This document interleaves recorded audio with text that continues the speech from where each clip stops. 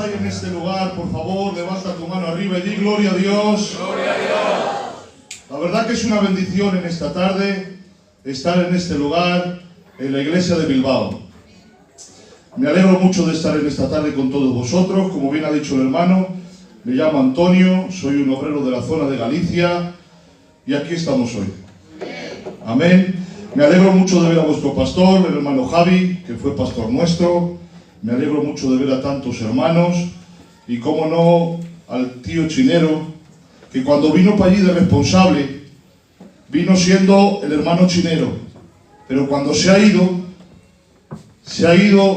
como que quisiera un tío carnal. Así queremos al hermano Chinero aquí en Galicia. Muy bien, muy bien. La verdad que tanto el hermano Chinero como la tía Agustina los llevamos en el corazón, los queremos muchísimo. Nos ha enseñado Dios muchas cosas por medio de su ministerio y la verdad que estos lazos los crea Dios. Amén. Amén. Muy bien. Voy a compartiros 7-8 minutos de un texto que prediqué el otro día en mi iglesia, esperando que Dios nos pueda hacer bien. Amén. Si puedes acompañarme con el piano, que tengo 7 ataques, te lo agradezco. Quien tenga Biblia me acompaña. Génesis capítulo 37, versículo 12 al 14. Génesis capítulo 37, versículo 12 al 14. Dice así: Después fueron sus hermanos a apacentar las ovejas de su padre en Siquem. Y dijo Israel a José: Tus hijos apacientan las ovejas en Siquem. Ven, y te enviaré a ellos. Y él respondió: Heme aquí. E Israel le dijo: Ve ahora, mira cómo están tus hermanos y cómo están las ovejas, y tráeme la respuesta. Y lo envió del valle de Hebrón y llegó a Siquem. Que Dios bendiga su palabra. Amén. Miren, el pasaje lo conocemos todos.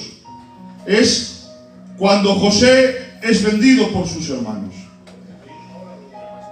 La Biblia dice que José era el hijo predilecto o que más amaba de Jacob. La Biblia dice que le hizo una túnica, dice el texto, de diversos colores. La Biblia dice que sus 10 hermanos empezaron a cogerle un poquito de jollí, como decimos nosotros, o un poquito de coraje, un poquito de envidia. Empezaron a cogerle esa envidia, se fue fomentando, y llegó a un momento que el padre Jacob manda a José que vaya a ver a sus hermanos y que vaya a ver las ovejas y que traiga respuesta a ver cómo están. Cuando llega allí, como bien conocemos toda la historia, lo principal que querían hacer era matarlo, un intento de asesinato. Y luego, como bien sabemos, no lo mataron, sino que lo vendieron para Egipto. Miren, Jacob tiene un gran problema en su casa. El problema que tiene Jacob no es pequeño, es un problema grande y es un problema serio, no es cualquier cosa. Y todo empieza cuando dice el texto 3 dice: Y amaba Israel a José más que a todos sus hijos, porque lo había tenido en su vejez, y le hizo una túnica de diversos colores. Aquí empieza el panorama o el problema que tienen en la casa. Todo empieza porque Jacob le hizo una túnica, según nuestra Biblia, de diversos colores. Dicho sea de paso, en el hebreo no dice diversos colores, sino que dice una túnica de mangas largas, que le llegaba hasta las manos. Pero ese no es el caso. El tema es que empieza un problema al tener José la túnica. José tiene una túnica y esa túnica le da una autoridad por encima de sus hermanos. Dice el texto 4, dice: y los hermanos empezaron a aborrecer a José. Aquí empieza un sentimiento en los hermanos de José. Los hermanos empezaron a aborrecer a José. Sigue más adelante y dice el texto 5, y dice, y los hermanos empezaron más todavía a aborrecer a José. Pero sigue hablando el texto, y dice el texto 8, y más todavía aborrecían a José. 3 veces dice la Biblia que los hermanos aborrecen a José, y va como grado, y va subiendo los escalones. Pero ahora el texto 11 ya no dice aborreciendo, dice el texto, mas los hermanos tenían envidia de José. Ha empezado por un poquito de aborrecimiento, un poquito más, ha subido un poquito más de aborrecimiento, y ahora ya no es aborrecimiento, sube más, y ahora es envidia. Pero no se queda ahí el texto. Dice el texto 18, y venía José donde sus hermanos, y dice el texto sagrado, y quisieron asesinar o matar a su propio hermano. ¿Qué cosas, hermanos? Empezó por algo tan pequeño y acabó por algo tan grande. El pecado empieza por algo tan pequeño, pero empezó en ellos, y cuando se dieron cuenta, dentro de ellos tenían un sentimiento de asesinar a su propio hermano. Así es el pecado. Empieza con muy poquito empieza el pecado. Empieza con 2 apuestas deportivas, pero acabas enganchado a la ludopatía. Empiezas con 2 cervecitas, pero acabas con un problema con el alcohol. Empiezas teniendo un poquito de rencilla, pero acabas teniendo una raíz de amargura. Hoy tengo que decirte, el pecado es peligroso, el pecado mancha, el pecado ensucia. Amén. El pecado empieza por muy poco, pero cuando nos damos cuenta, nos ha buscado la ruina. Sino que se lo digan a Eva y a Adán. Empezó por coger un fruto de un árbol y acabó trayendo la muerte a todo el planeta Tierra. Sino que se lo digan al hijo pródigo, que empezó porque quería dar su paseo a conocer el mundo y acabó en un hato de cerdos pidiendo clemencia. Sino que se lo digan a Sansón, que empezó contando secretitos y cómo acabó muerto entre el pueblo filisteo. Y sino que se lo digan a David, que empezó con una mirada y acabó con un adulterio. Hoy tengo que decirte, iglesia de Zabala, el pecado ensucia, el pecado rompe, el pecado divide, no el pecado.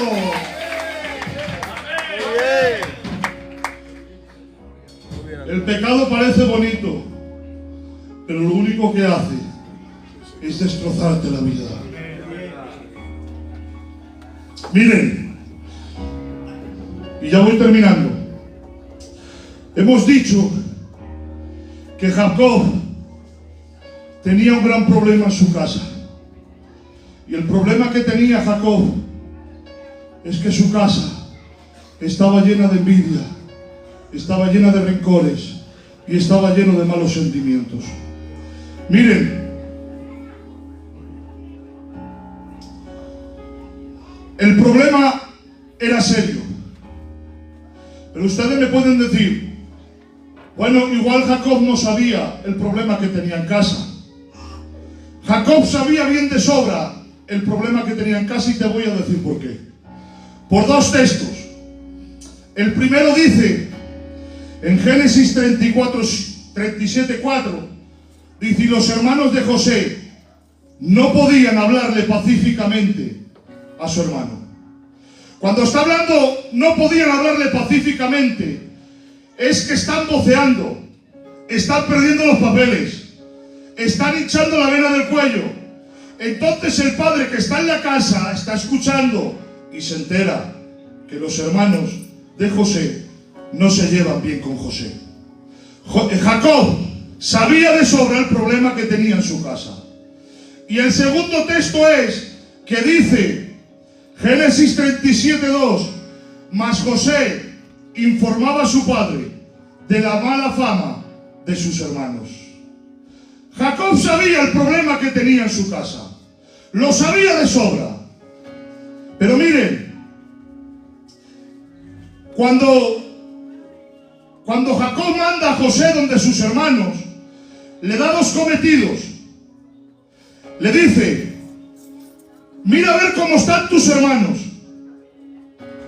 Y el segundo cometido le dice, mira a ver cómo están mis ovejas. Mira a ver cómo están tus hermanos y mira a ver cómo están mis ovejas.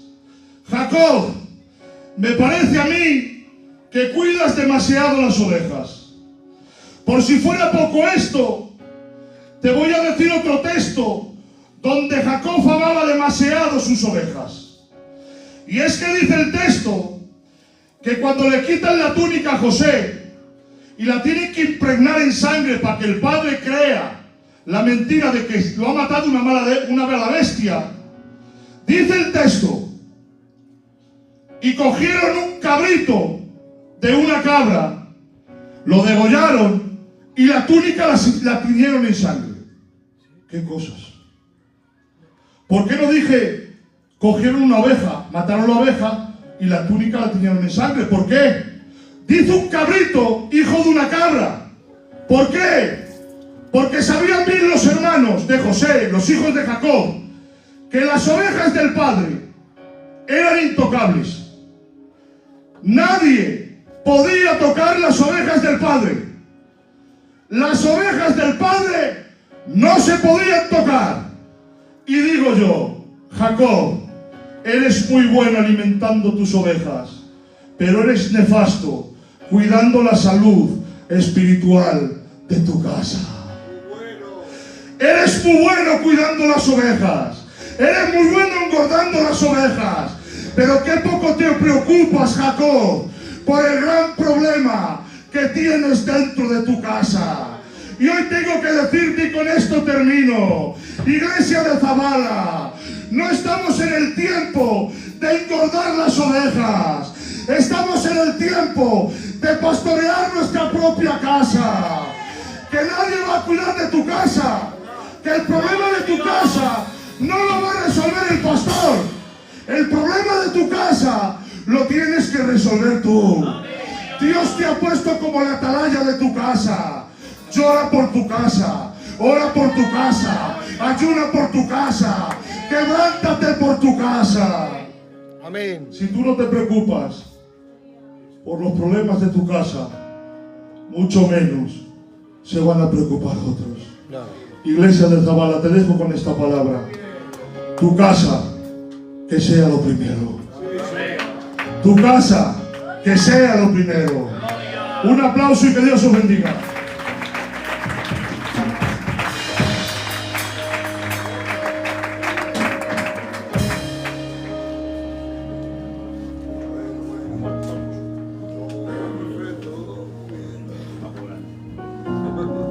¿Cuántos dicen amén? Amén. ¿Cuántos dicen un vivo aleluya? Aleluya.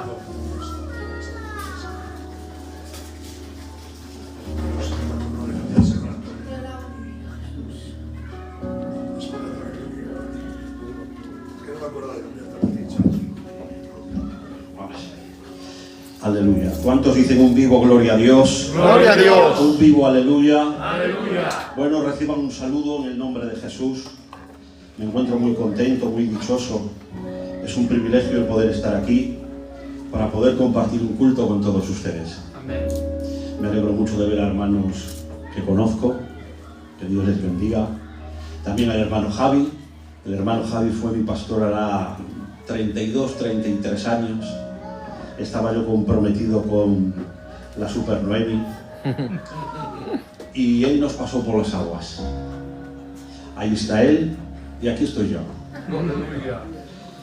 Y también agradezco mucho el poder estar con el hermano Chinero. Hay gente que la quieres amar y te cuesta mucho, porque hay gente que es difícil de amar. Que tú quieres amarla, pero es que te lo ponen muy difícil.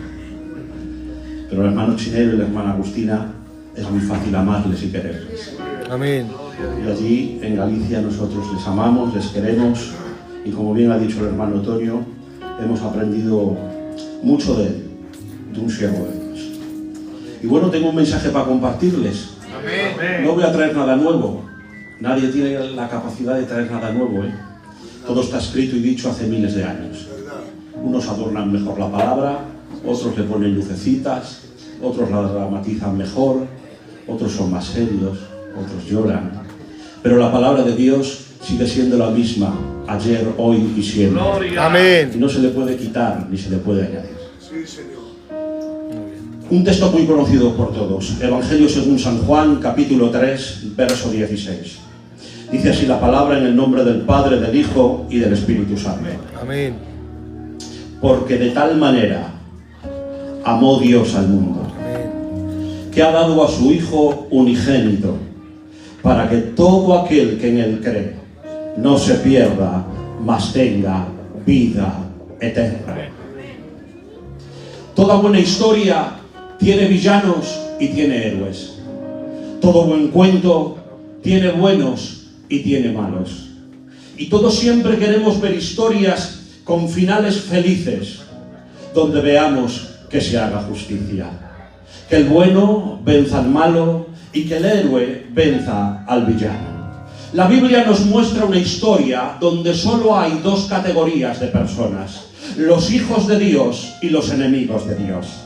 Nosotros en esta historia estábamos del lado malo, éramos los enemigos de Dios. No éramos los héroes, éramos los villanos. Pero hubo un hombre que cambió nuestra historia, que dividió la historia de la humanidad. En los tiempos de Jesús, Jerusalén era una de las ciudades más grandes y más importantes del mundo antiguo. Pero sus habitantes vivían de las glorias del pasado, porque en este tiempo estaban bajo el yugo del Imperio Romano. Pero apareció allí alguien que cambió la rutina de la ciudad. Solo se hablaba de un hombre que realizaba hechos inimaginables y que poseía una elocuencia admirable. Cuando abría la boca, encendía los corazones. Las personas se codeaban para oírlo. Nuestro Cristo, el carpintero de Nazaret, tallaba la madera con las manos y con sus palabras tallaba los corazones de los que le oían. Jesús era carpintero porque trabajaba con martillo, clavos y madera. Trabajó con los instrumentos que más tarde se utilizarían para colgarlo de la cruz, traspasando sus pies y traspasando sus manos. Era llamado la piedra angular porque toda la creación dependía de él, y la redención solo le apuntaba a él. El que le conocía a él conocía al mismo Dios. Dijo Cristo: el que me ha visto a mí ha visto al Padre. Nadie fue tan grande como él y nadie supo hacerse tan pequeño. Jesús era sencillo por fuera y era especial por dentro. La fama tocaba su puerta, pero él la despreciaba. La Escritura nos lo presenta como rey, pero también nos lo presenta como hombre. La Escritura nos lo presenta como rey porque él era el rey de reyes y el señor de señores, pero también nos lo presenta como hombre. Fue hombre hasta la última gota de su sangre, fue hombre hasta el último latido de su corazón. La divinidad vino envuelta de humanidad. Aleluya. Pero su dulzura y su sensibilidad no conquistó el corazón de los líderes de aquel tiempo.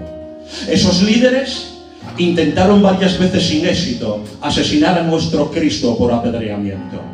Buscaron que cayera en alguna contradicción, querían que tropezara con sus propias palabras, pero la inteligencia del Maestro, la inteligencia de nuestro Cristo, la inteligencia del Mesías los dejaba atónitos. Su fama cada día crecía más, miles de personas aprendían el idioma del amor. Rompió las leyes de la física como si fueran juguetes. Sanó a ciegos, resucitó a muertos, calmó tormentas, caminó sobre las aguas, multiplicó alimentos, se transfiguró. Cristo, en vez de exigir sacrificios y reverencias de la humanidad, se sacrificó por ella. Tiberio César estaba sentado en el trono de Roma. Tiberio César estaba sentado en el trono de Roma y quería dominar la tierra con espadas y lanzas.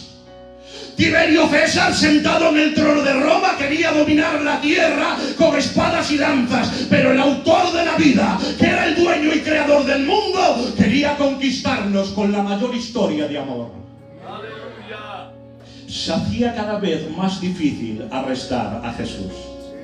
¿Qué hace Jesús? Hace su entrada triunfal por Jerusalén. Entró por Jerusalén y la gente quería convertirlo en rey. Le arrojaban mantos. Hosana, bendito el que viene en el nombre del Señor. Entró por Jerusalén y la gente quería convertirlo en rey. Pero Jesús no anhelaba un trono político, anhelaba el trono de nuestro corazón. Jesús tenía todo el universo entero para poder reclinar su cabeza y hacer su morada, pero quiso vivir dentro de nuestros corazones. Él no anhelaba un trono político, él no anhelaba el trono que le quería dar el hombre. Él quería entronarse en tu casa, en tu familia, en tu iglesia, en todo lo que le rodeaba. Él no anhelaba un trono político, anhelaba el trono de tu corazón.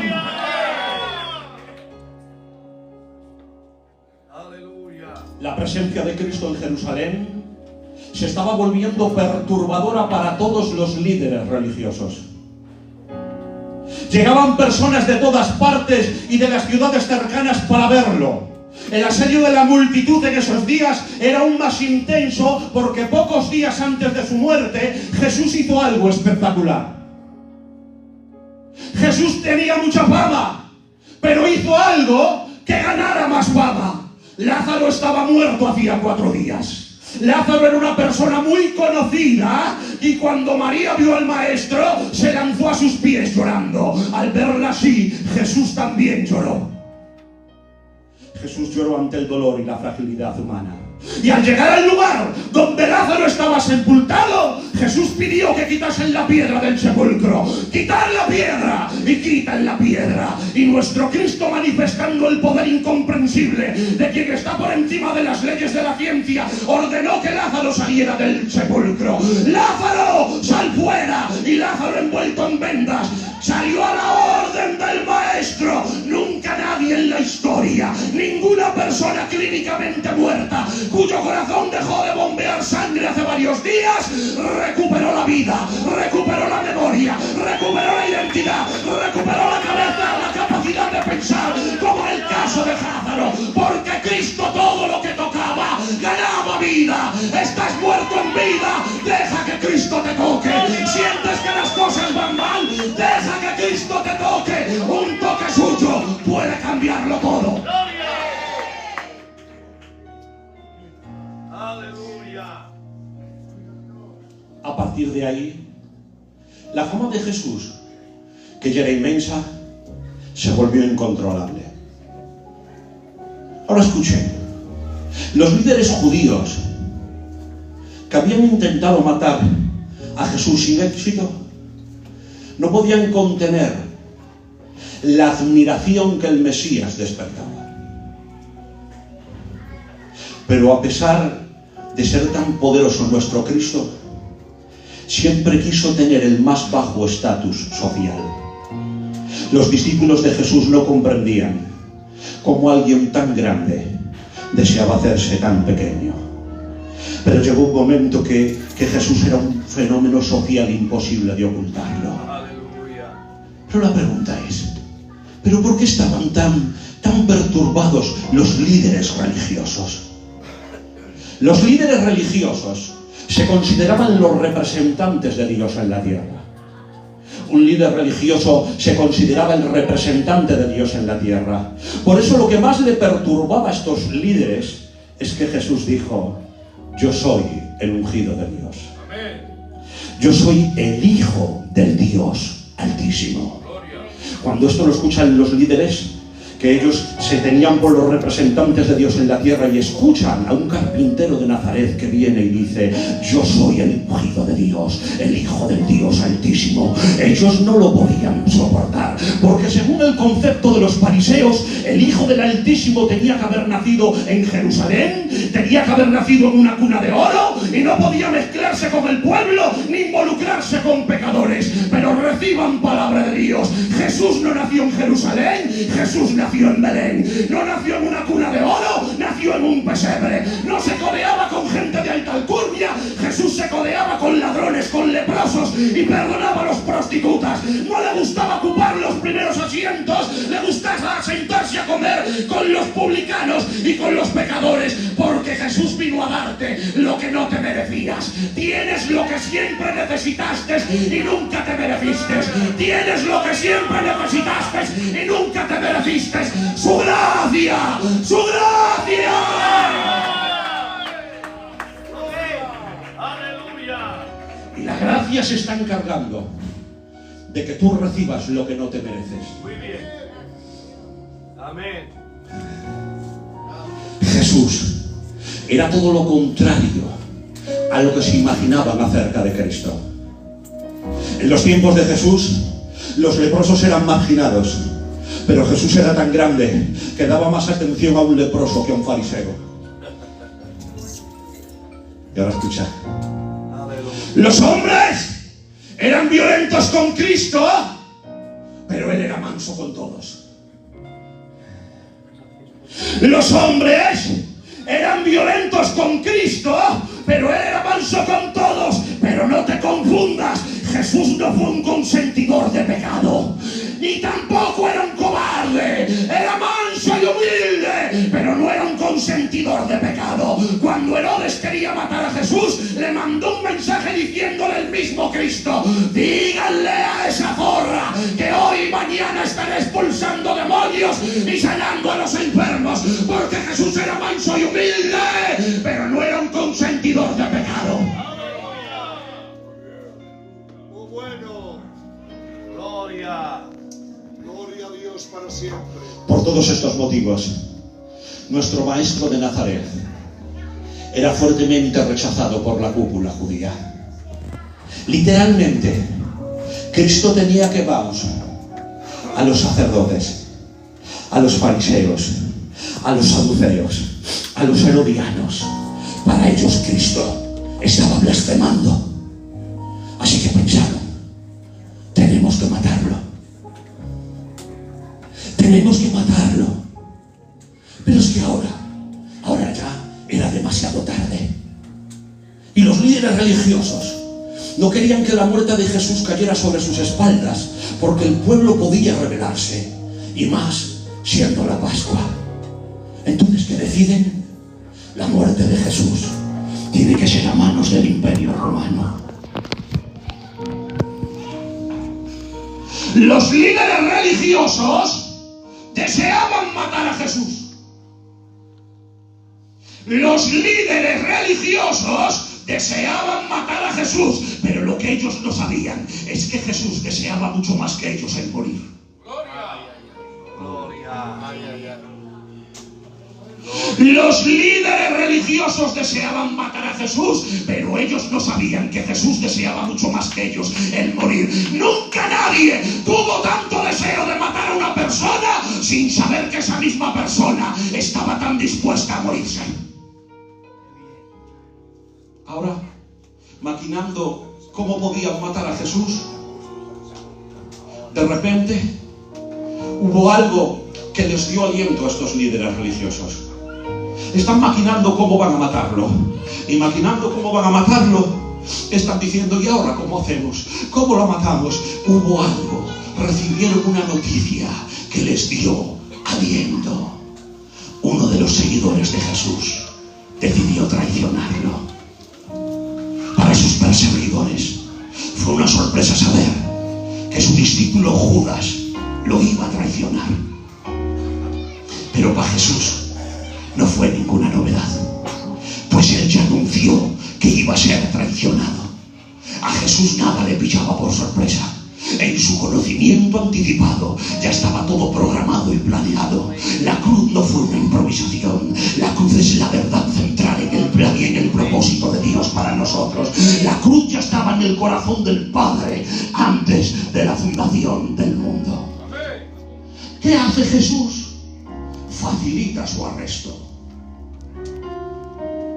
¿Qué hace Jesús ante todo esto? Facilita su arresto. Porque los tiempos de su arresto, los tiempos de su vía dolorosa, no los marcaba el hombre, los marcaba él. Amén. Todo el mundo huiría de la cárcel, pero nuestro Cristo fue el mismo quien la buscó. Así que Jesús se aleja de la multitud y se va con sus discípulos a un jardín, al huerto del Getsemaní. El huerto del Getsemaní es la antesala de la cruz. El Getsemaní nos descubre la naturaleza humana de Jesús. El huerto del Getsemaní era un lugar que Judas conocía perfectamente, ya que lo frecuentó con Jesús. Judas estuvo en alguna ocasión con Jesús en el huerto del Getsemaní. Así que Jesús no se retiró a ese huerto para esconderse, sino para todo lo contrario, para que lo encontraran. Aleluya.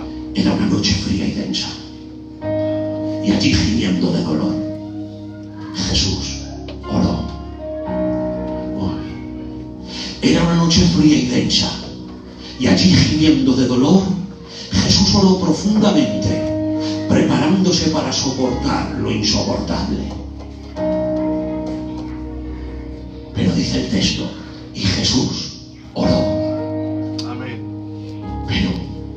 Pero ¿por qué Jesús necesitaba orar? ¿Por qué Jesús necesitaba orar? Era todo Dios, era el omnipotente, era el omnipresente, era omnisciente. ¿Por qué Jesús necesitaba orar? Jesús no necesitaba orar porque su naturaleza divina jamás potenció a su naturaleza humana, y su naturaleza humana jamás disminuyó a su naturaleza divina. Jesús murió siendo todo Dios y siendo todo hombre, y ahora reciban palabra de Dios. Si Dios siendo santo, si Dios siendo limpio, si Dios siendo puro, si Dios siendo sin mancha necesitaba orar, ¿cuánto lo más necesitas orar tú? ¿Cuánto lo más necesito orar yo? Que estamos llenos de defectos y de errores. Si Jesús oró, tú también necesitas orar. El hombre crece cuando se arrodilla. El hombre crece cuando se arrodilla. La oración es el arma de la boca.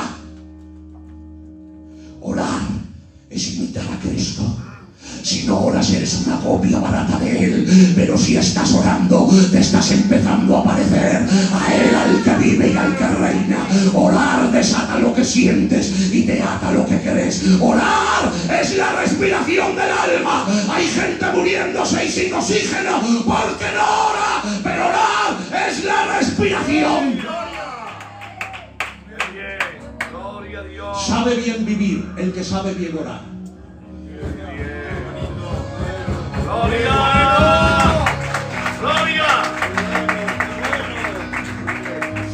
Sabía Jesús que antes de experimentar la victoria de la cruz, tenía que experimentar el quebranto de la cruz.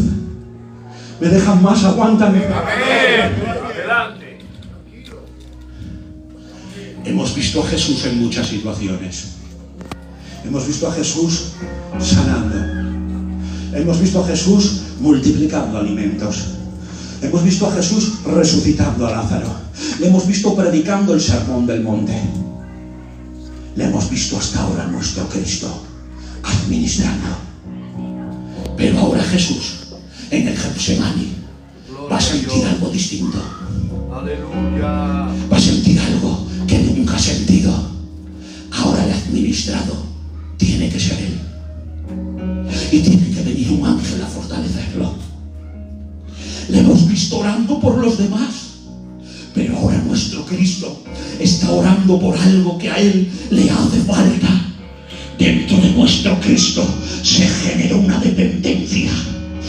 Oh, se generó una dependencia dentro de vuestro Cristo y tiene que venir un ángel a fortalecerlo.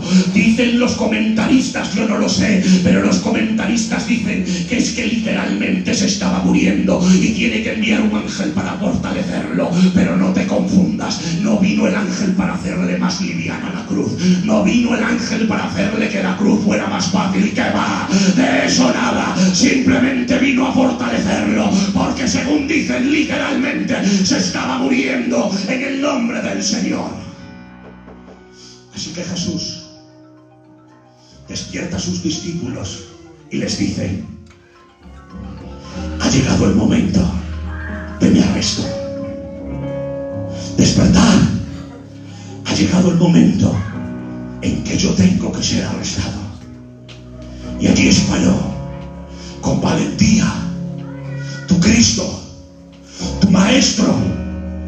Se levantó y esperó con valentía a la guardia romana que tenía que venir a capturarle. Lo que le abrumaba a Jesús no era el sufrimiento físico de la cruz. No tenía miedo ni a los clavos ni a la cruz. Jesús no era ningún cobarde. Si fuese un temor físico, tendríamos que decir que físicamente hubo mártires que murieron igual o peor que él. Policarpo murió quemado vivo. Antipas lo metieron en un toro de bronce y dando vueltas lo quemaron vivo. Pedro murió crucificado boca abajo. Esteban fue lapidado. Pero el sufrimiento de Cristo no puede compararse con el sufrimiento de ningún mártir. Su muerte fue única y su sufrimiento fue único. Lo que le abrumaba a Jesús es la copa que se tenía que beber. Era que tenía que cargar con el peso de la ira santa de Dios acumulada por tanto tiempo. Sobre él iban a ser descargados todos los pecados del pasado, del presente y del futuro de la toda la humanidad. Iba a sentir la amargura del pecado, la vergüenza se iba a hacer ofrenda, el bendito se iba a hacer maldito. Aleluya. Gloria. Gloria. Y allí aparece Judas con la guardia romana. La guardia romana, para coger a Jesús, necesita una señal. La señal de Judas, ¿saben cuál es? Un beso. Qué mala sombra tenía Judas.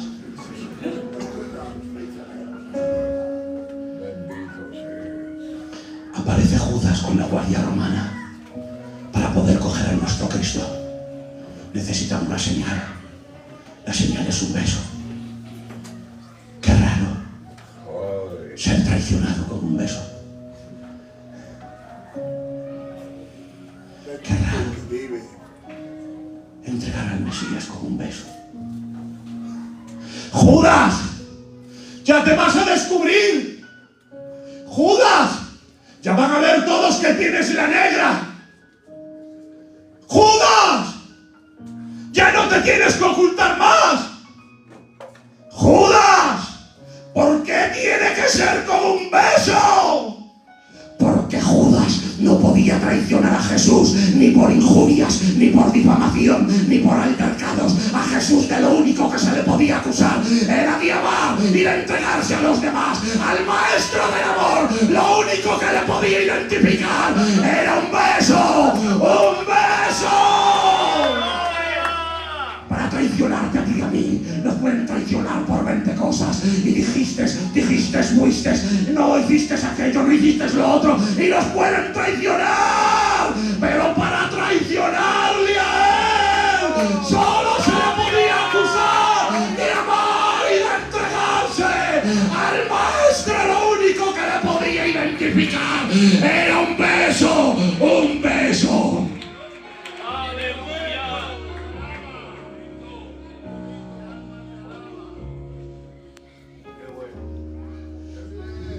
¿Puedo ser libre? Amén. Sí. Una de las cosas que Judas hizo de forma magistral fue ocultar su lado oscuro.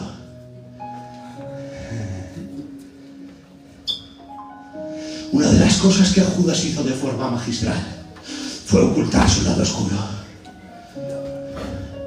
No te enfades. Todos tenemos un lado oscuro. Claro.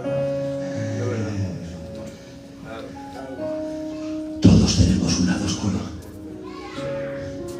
Lo digo. Tienes muchas cosas en común con Judas. Te pareces más de lo que crees.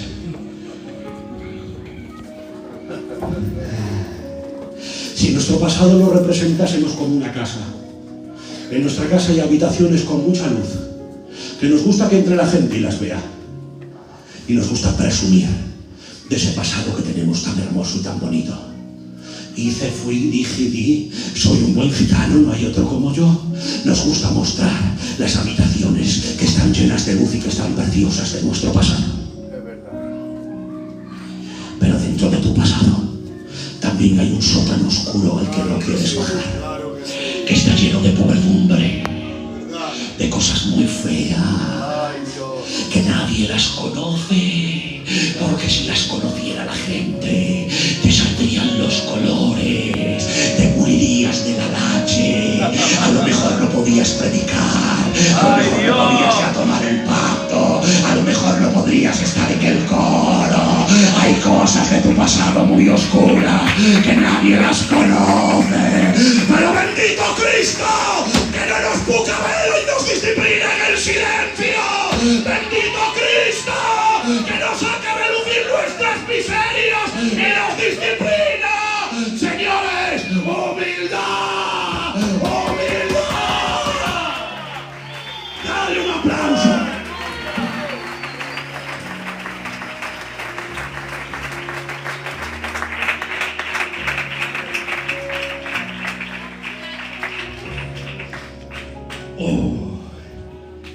Menos a Jesús. Judas tenía engañados a todos. ¿Cómo pudo ser que nadie desconfiara directamente de Judas?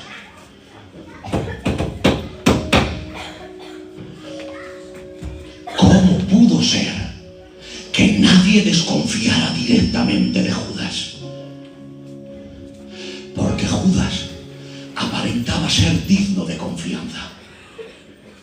Uy, ¿cómo es esto? Sí, Judas aparentaba ser digno de confianza. Dime una cosa. Tu dinero, tu oro si lo tienes.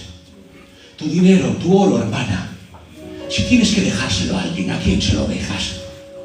Alguien que tenga testimonio, que sabes que no te lo va a comer, que sabes que no va a desaparecer y que lo que te dice el lunes lo mantiene el martes. Muy bien. Tu dinero, tu oro, se lo dejas a gente con credibilidad. ¿Saben ustedes que las finanzas de los discípulos las guardaba Judas? Judas era el cajero. Y si Judas era el cajero, es porque nadie desconfiaba de él.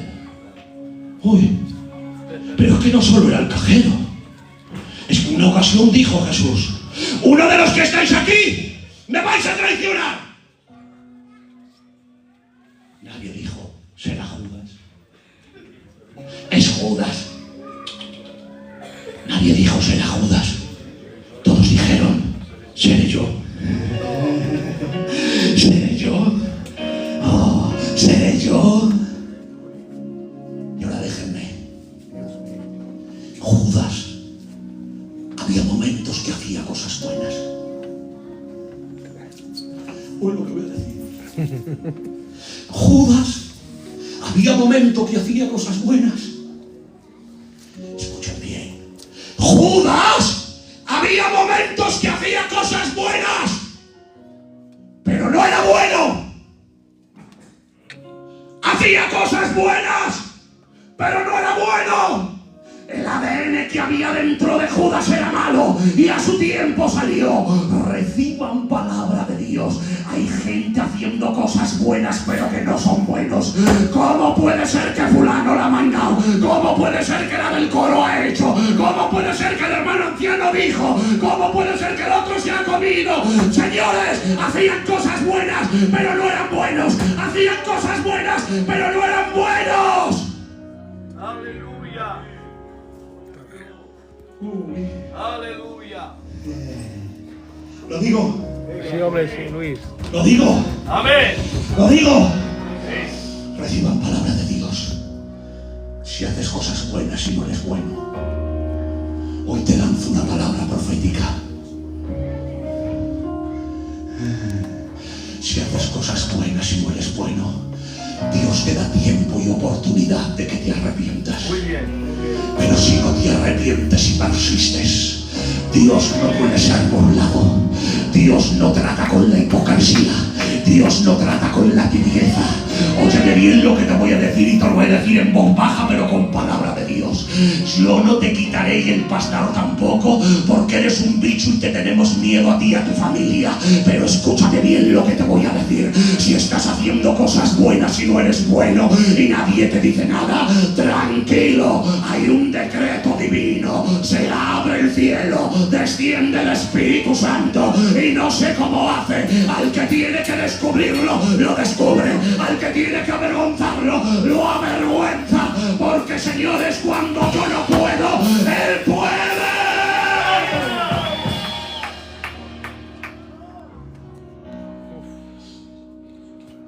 La iglesia no depende de ningún hombre.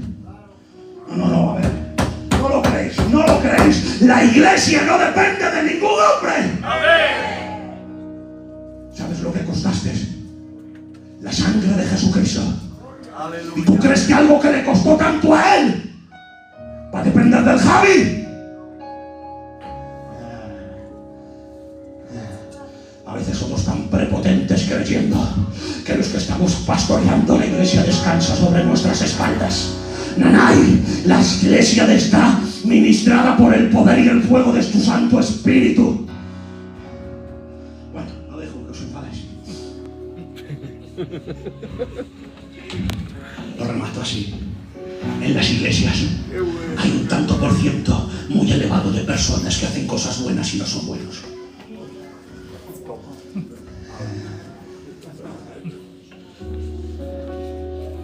Lo peor que hizo Judas no fue traicionar a Jesús. Lo peor que hizo Judas no fue traicionar a Jesús. Lo peor que hizo Judas fue ahorcarse. Claro, no se arrepintió. Porque ahorcándose dudó de la misericordia de Jesús. Lo peor que puedes hacer no es cometer un pecado de esos horrendos que te etiqueta por vida. Lo peor que puedes hacer no es eso. Lo peor que puedes hacer es pecar y irte al Calvario, ponerte de rodillas y pedirle perdón a Dios. Porque no hay pecado que su sangre no pueda perdonar. No hay mancha que su sangre no pueda limpiar. Lo peor no es pecar, lo peor es no ir al Calvario y arrepentirte. Porque si no te arrepientas, al igual que Judas, te estarás ahorcando, ahorcando, ahorcando, ahorcando, ahorcando. No peques por pecar, pero si pecas, vete al Calvario, humíllate, su sangre sigue viva. Amén. Jesús, con la traición de Judas o sin ella, iba a ir a la cruz. Y como yo no soy calvinista, que yo soy de Filadelfia, creo firmemente, esto lo creo yo, que Jesús tendría perdón para Judas si se hubiese arrepentido. Sí. Pero Judas se fue con las monedas al sitio equivocado. ¿Y ahora me dejan? ¿Me dejan más? Sí. El maestro, sabiendo que Judas lo iba a traicionar, no echó a Judas del grupo, le lavó los pies y se sentó con él a la mesa. No le importó convivir con el que lo iba a traicionar.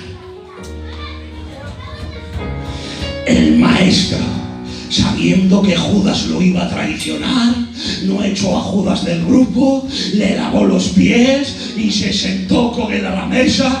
No le importó convivir con el que lo iba a traicionar. Y tú, no voy al culto. No voy al culto, no voy al culto porque fulano no me gusta. No voy al culto porque la del coro mira lo que ha dicho. No voy al culto porque el pastor no ha cumplido conmigo como tiene que cumplir. No voy al culto porque en el culto hay gente que la está mandando. No voy al culto y a las bodas que están llenas de pecadores te vas, y Telecinco que está lleno de homosexuales lo ves, y las novelas que están llenas de adulterio también las ves. Señores, esto no es un sitio de gente perfecta. Esto es un hospital donde los enfermos son sanados.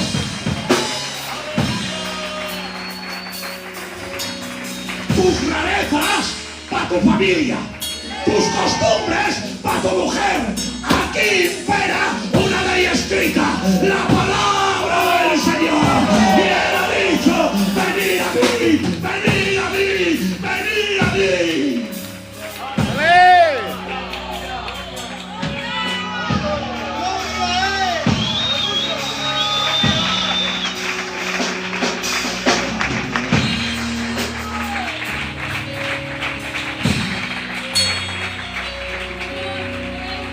Si no quieres venir, no vengas. Pero no pongas excusas. Eres tan malo y tan mala como cualquier otra.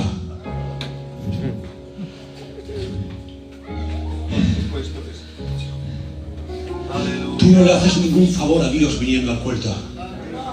Dios es autosuficiente y autoexistente.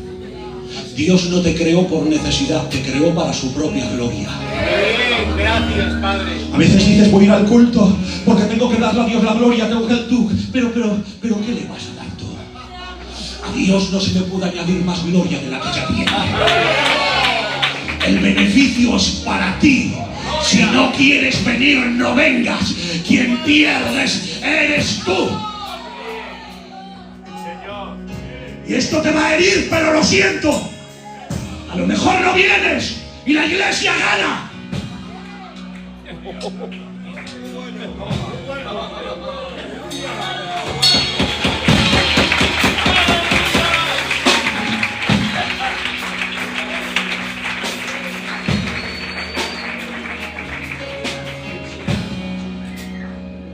Nadie se imaginaba que la persona de Jesús que estaba siendo traicionada y a punto de ser arrestada tuviese una actitud tan tranquila.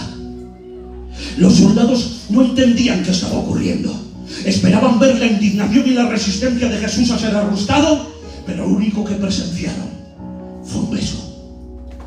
Parecía un encuentro de amigos, porque Jesús todavía consideraba a Judas como su amigo. Nosotros acostumbramos a romper relaciones con las personas cuando nos hieren y nos traicionan, pero el hombre que estaba dando la otra mejilla, nuestro Salvador, no tenía enemigos.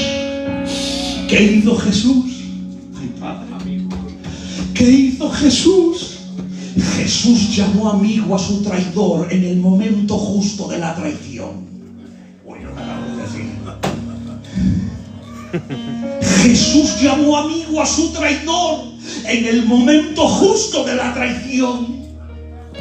Nosotros perdonamos cuando las heridas que nos han hecho van cicatrizando, pero al maestro del amor no había forma de verlo. En el mismo momento de la traición, a Judas le llamó amigo y una escena de terror se transformó en una escena de amor.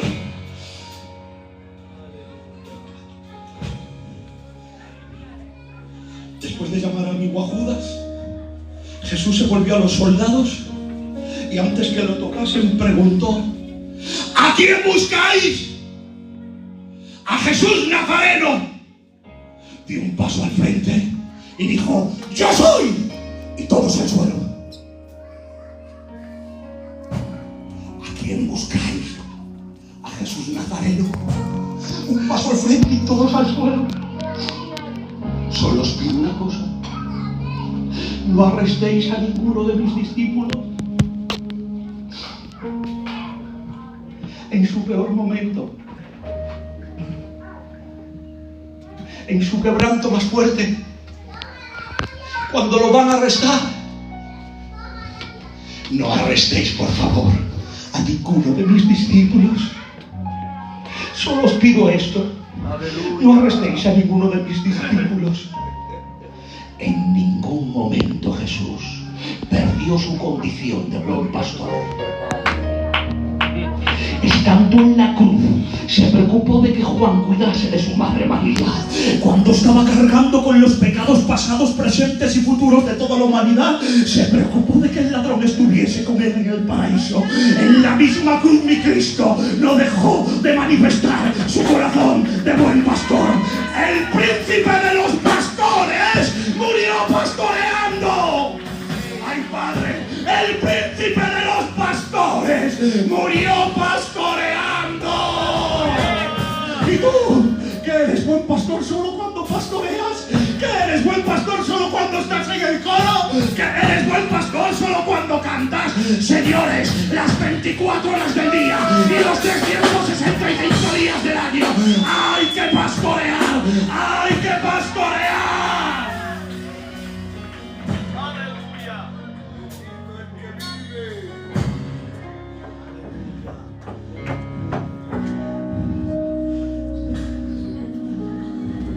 Nosotros amamos poco y exigimos mucho.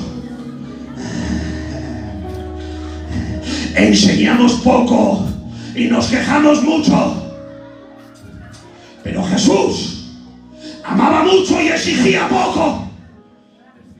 Enseñaba mucho y demandaba poco. En el momento del arresto, los discípulos fueron temporalmente vencidos por el miedo. Pedro, Santiago, Juan, Bartolomé, Felipe, Tomás, Mateo, todos sus amados amigos huyeron.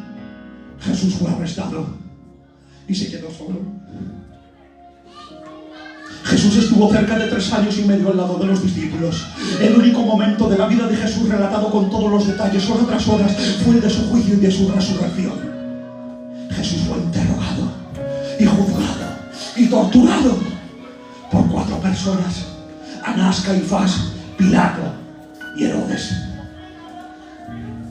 ¿Me dejáis hablar solo del tío Anás? Venga, amén. ¿Aguantaréis de verdad? Amén. Sí. Amén. Bueno, vamos a ver el encuentro de Jesús con Anás, el asesino intelectual de nuestro Jesús. Después de ser arrestado, la primera casa donde los soldados llevaron a Jesús fue la de Anás. Anás ya había sido sumo sacerdote. Lo que pasa es que Anás para el pueblo era un sumo sacerdote vitalicio. Cuando Jesús fue juzgado, el sumo sacerdote era su yerno Caifás. Y ahora atención, los dos eran de la secta de los saduceos. Vivían en el mismo palacio y estaban separados por un patio. Como a Jesús lo arrestaron bien entraba la noche, Anás estaba nervioso, porque tenía miedo de que la multitud que seguía a Jesús, al despertarse, supiera que lo habían cogido preso y le estaban haciendo un juicio que no se adaptaba a las normas que había. Por eso nada más coger a Jesús, Anás se pone a interrogarlo para ver si encontraba algún motivo para condenarlo a muerte. Y ahora escuchen. Anás le pregunta a Jesús por sus discípulos y por su doctrina. Jesús dice: yo públicamente he hablado al mundo. Siempre he enseñado en la sinagoga y en el templo, donde se reúnen todos los judíos, dice, y nada he hablado en oculto. Dice: ¿por qué me preguntas a mí? Pregunta a los que han oído que les haya yo hablado, he aquí ellos saben lo que yo he dicho. Inmediatamente, un soldado se vuelve y le da una violenta bofetada. Jesús le responde: si he hablado mal, testifica en qué está el mal, y si bien, ¿por qué te golpeas? La pregunta es: ¿por qué Anás tenía tanto interés en condenar a Jesús? ¿Por qué Anás tenía tanto interés en condenar a Jesús? Número 1, porque Jesús o porque Anás era saduceo. Los saduceos no creían en la resurrección. Y cuando Jesús se presenta dice: yo soy la resurrección y la vida. Y cuando Anás lo ve, dice, dice que es la resurrección y la vida. Este es un palabrero. Este va a ser la resurrección y la vida. Yo no creo en la resurrección. Y me estoy imaginando a mí que estoy diciéndole, tranquilo, se va donde Lázaro y después de 4 días muerto lo resucita.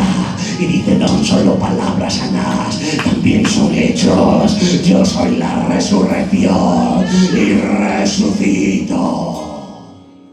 ¿Y por qué más Anás quería condenar a Jesús? Primero, porque era saduceo y no creía en la resurrección. Segundo, porque Anás vivía de las ventas que se hacían dentro del templo. Dentro del templo, por ejemplo, cuando era la Pascua, venían todos con sus animalicos de sus países y entraban allí. Y allí el sacerdote, que era un poquito mala sombra, le decía, ¿y este animal que traéis tú aquí a sacrificar? Si está medio deshidratado, si no vale para nada, ese animal no vale para nada, nos lo tienes que comprar a nosotros. Y iba el tío Anás y sacaba el animalico para que se lo compraran. Y después de que le compra el animalico, le dice, ¿cuánto es? Pues tanto. Pues te voy a pagar. Dice, no, tu moneda no vale, tiene que ser la mía, tienes que hacer cambio de moneda. Y Anás ganaba dinero vendiendo los animales del templo y cambiando la moneda con la que se podía comprar y vender dentro del templo. Y ahora viene mi Cristo, y cuando entra por Jerusalén se va al templo, y cuando entra al templo se les queda mirando y dice, generación mala, ¿qué estáis haciendo en la casa de mi padre? Esto no es casa de mercado, esto es casa de oración. Y ahora se queda Anás y dice, pero ¿quién es este que yo no creo en la resurrección y resucita, que me está haciendo una revolución dentro del templo? Señores, apareció la verdad, y cuando aparece la verdad, avergüenza la mentira, avergüenza la mentira.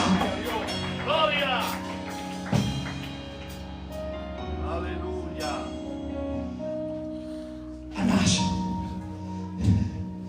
era un sacerdote dentro de la casa de Dios que no conocía a Dios.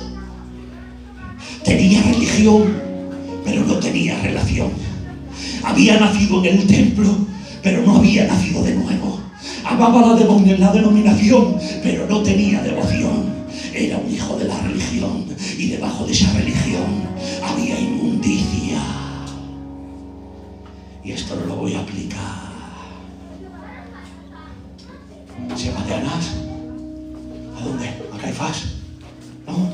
De Caifás se va donde Herodes. ¿No? De Herodes vuelve otra vez donde Caifás. O no, donde Pilato, perdón. Pilato lo manda a Herodes, y Herodes lo manda otra vez donde Pilato. Y allí a nuestro Cristo lo condena a muerte. Y allí él hizo la mayor obra que se puede haber hecho.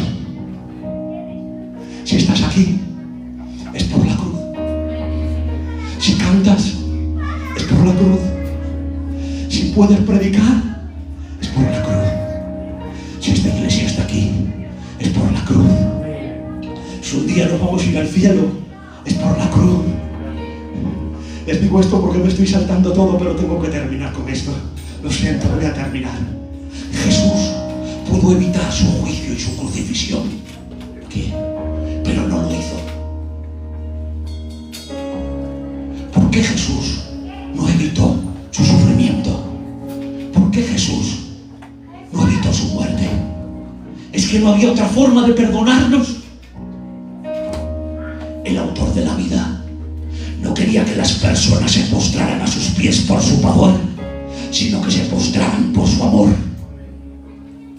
Jesús podría tener el mundo entero a sus pies si usaba su poder, pero prefirió ser amado a ser temido. El Todopoderoso no quiere esclavos, el Todopoderoso quiere amigos. El diablo quiere que sea su esclavo, pero Dios quiere que sea su amigo. El maestro de la vida soportó todo su sacrificio para generar personas libres y felices. No quiso tener máquinas humanas controladas por él. Dios creó al ser humano de una forma tan elevada que respeta las decisiones humanas. Él nos dio libertad para escribir nuestra propia historia. El autor de la vida es grande en poder, pero también es grande en dignidad. Oye bien, el autor de la vida es grande en poder, pero también es grande en dignidad. Solamente hay en dignidad puede tener la grandeza de permitir que los que Él creó le rechacen. Solo Él puede tener esa dignidad de lo que Él creó, que le rechace, porque Dios no quiere que le ames por imposición. Dios quiere que le sigas y le sirvas por amor. Y se encarnó en un cuerpo de carne para pagar la deuda de tu pecado. Y esto me lo voy a pasar. Por eso, para que tú pudieses ascender, el mismo Dios tuvo que descender. El autor del universo descendió para nacer en un pesebre y convertirse en un humilde carpintero. Aunque tenía el atributo de la omnisciencia, fue criado y se dejó enseñar por padres humanos. El gran maestro descendió tanto por ti que aprendió a ser alumno. Se doblegó para que tú hoy vayas con la cabeza alta. Se doblegó para que tú te levantes un día de entre los muertos. Se doblegó para que el infierno no quede repleto de gente como tú. Se doblegó para darte lo que no te mereces. Se doblegó para dejar el templo y los sacrificios inoperantes. Se doblegó para que cuando Él se vaya un ser querido, no llores con desesperación y si llores con esperanza. Vio tu salvación, vio mi salvación, te vio en el cielo, te vio abrazando y comiéndote a veces a tus seres queridos. Vio cuerpos perfectos y mentes perfectas. Vio sepulcros abiertos y cuerpos glorificados. Te vio en la ciudad celestial, te vio en las bodas del Cordero, te vio reinando con Él, te vio y viendo el fruto de su aflicción, y viendo el fruto de su aflicción, quedó satisfecho.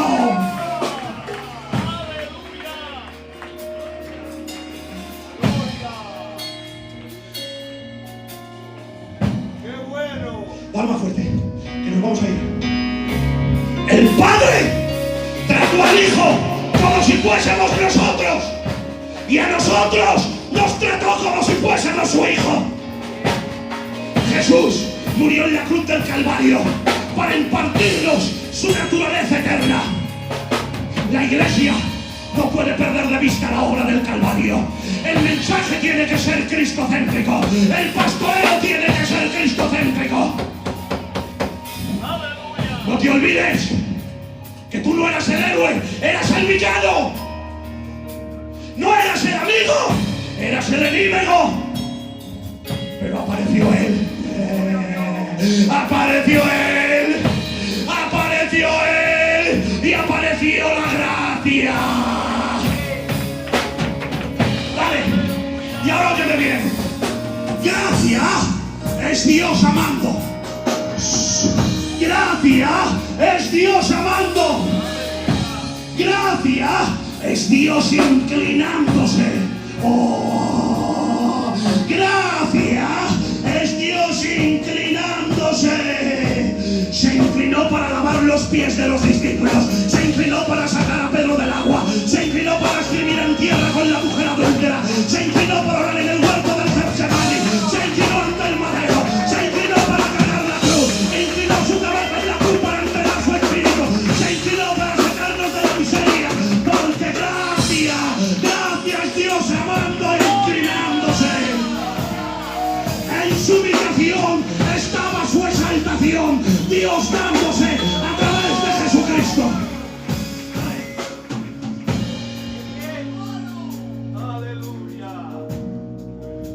Jesús se inclinó tanto como para nacer en un pesebre. Se inclinó tanto como para trabajar de carpintero. Se inclinó tanto como para dormir en una barca. Se inclinó para codearse con ladrones y leprosos y prostitutas. Se inclinó para que lo escupieran. Se inclinó para que lo abofetearan y lo crucificaran. Se inclinó porque la gracia es inclinarse. Pero gracia también es levantarse. Se levantó a favor de la mujer adúltera. Se levantó al tercer día del sepulcro, porque la gracia se inclina contigo para rescatarte, pero se pone de pies para decirle a la muerte: ¡muerte! ¡Yo seré tu muerte!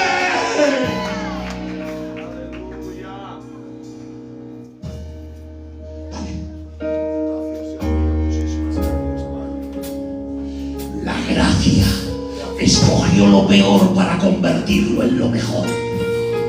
¿Estáis buenos? La gracia escogió lo peor para convertirlo en lo mejor. Conociendo Dios lo más sucio y podrido de nosotros, conociendo Dios nuestros sótanos oscuros, conociendo Dios nuestra mente depravada, conociendo Dios nuestros instintos asesinos, conociendo Dios nuestras malas miradas, se inclina y se queda esperándote a que te arrepientas y le pidas perdón para abrazarte como una bella rosa.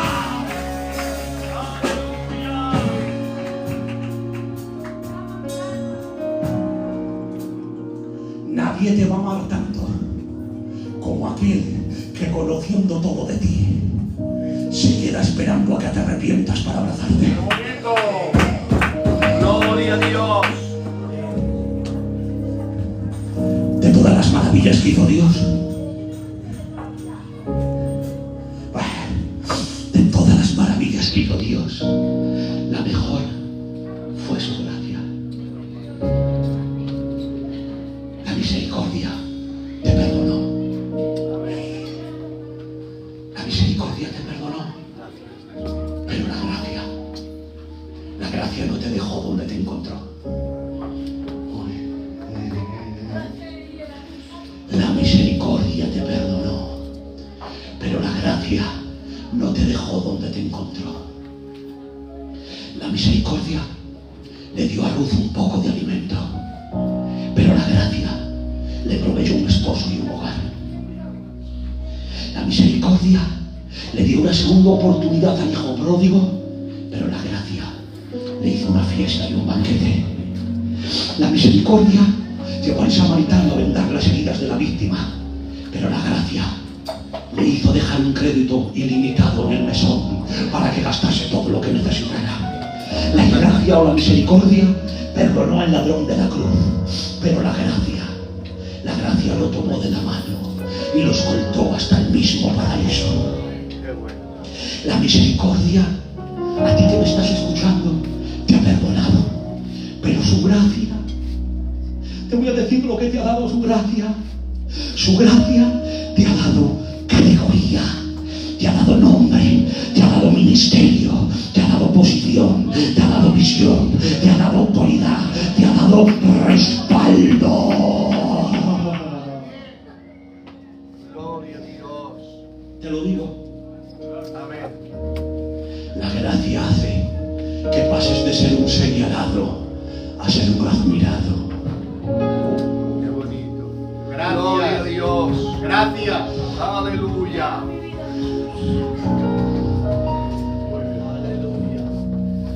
Los predicadores de la ley predican desde el Sinaí.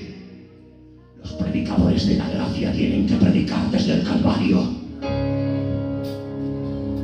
La gracia se acordó de ti cuando tú te olvidaste de Él. La gracia te adoptó dentro de su familia. La gracia te alcanza y te sostiene en los momentos más difíciles. Y ahora ya de bien recibe palabra de Dios. La gracia no te pide que cambies, la gracia te cambia.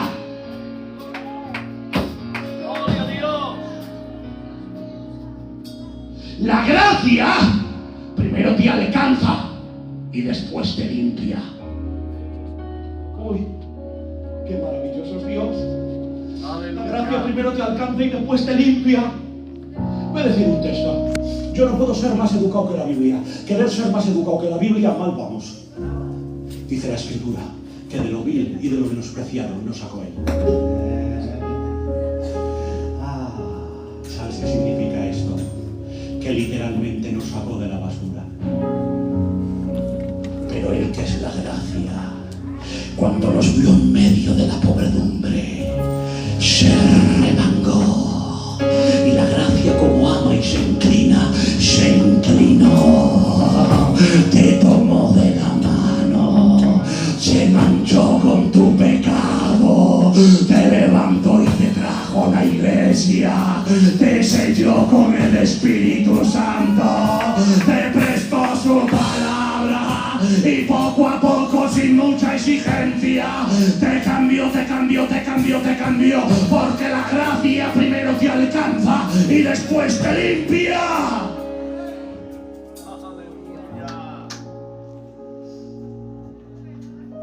La gracia perdonó a la mujer adúltera sin pedirle explicaciones. Qué bonito.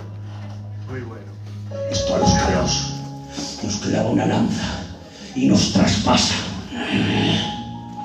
La gracia perdonó a la mujer adúltera sin pedirle explicaciones. Sí, Señor.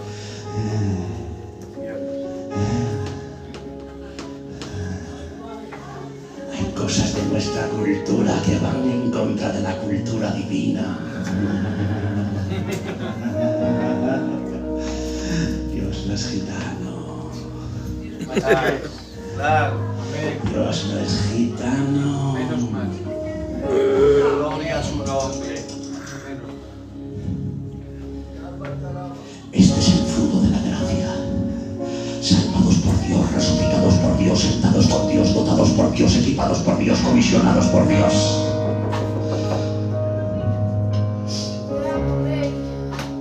Por eso, después de lo que hizo Dios por nosotros, prohibido rendirse. Amén. Amén. Prohibido tirar la toalla. Prohibido mirar atrás. Prohibido apuntar con el dedo.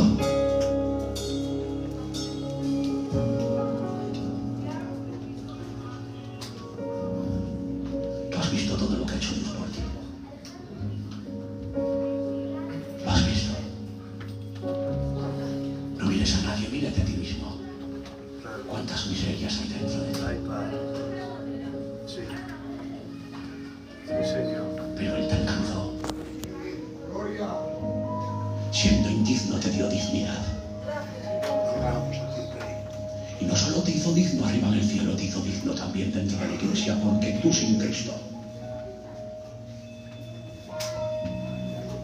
no serías como eres. Si cantáis es por la gracia, si tocáis es por su gracia, si predicas por su gracia, si responsabilizas por su gracia. Después de lo que hizo Dios por ti, ¿qué estás haciendo tú por Él? Dios mío.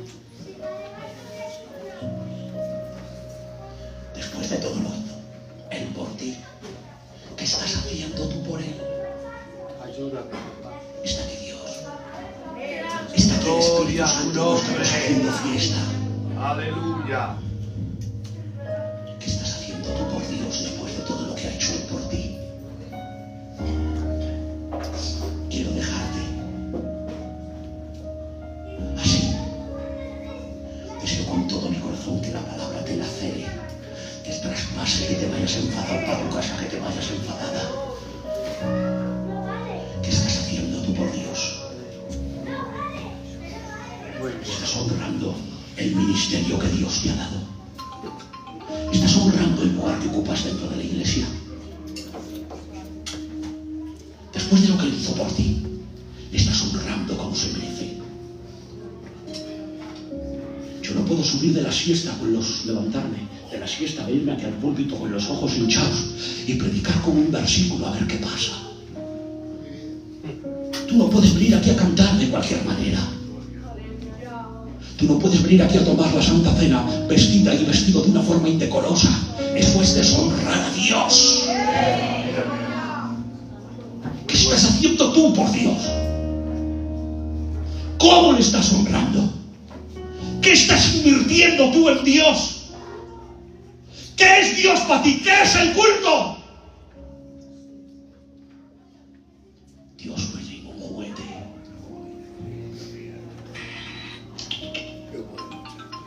Escuchen bien. A Dios hay que honrarle. Amén. Me pongo yo primero. Los que estamos de pastores teníamos que hacer como Cristo una revolución dentro del templo. Muy bien. Tenemos que hacer una revolución dentro de nuestras iglesias. ¿Me dejáis decirlo? Filadelfia ha crecido mucho en la palabra. Tenemos los mejores predicadores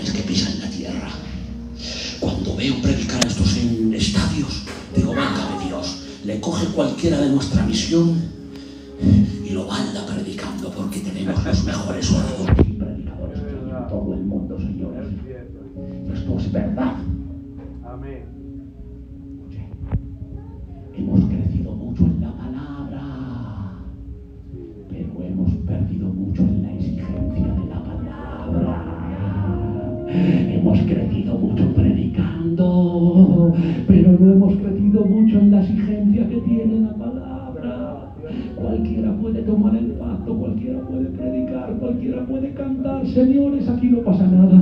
Podemos entrar como queramos por el culto, ¿qué más da? Hemos crecido en la palabra, pero hemos bajado mucho en la exigencia de la palabra. Voy a decir una cosa y ya me voy. Ya me voy. La gracia es para todo el mundo. La gracia es para el Antonio que está aquí pasando por el hermano Chinero, yéndonos hacia atrás, damos la vuelta, pasamos por aquí, volvemos por allí y volvemos a venir por aquí hasta llegar a mí. La gracia es para todo el mundo. Pero los lugares de privilegio tienen que ser solo para los que quieren honrar a Dios y pagar el precio. Amén.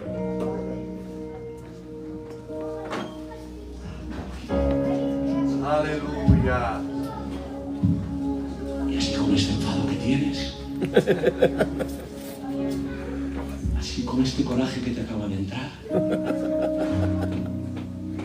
me voy súper feliz. Muy bien. Muy bien.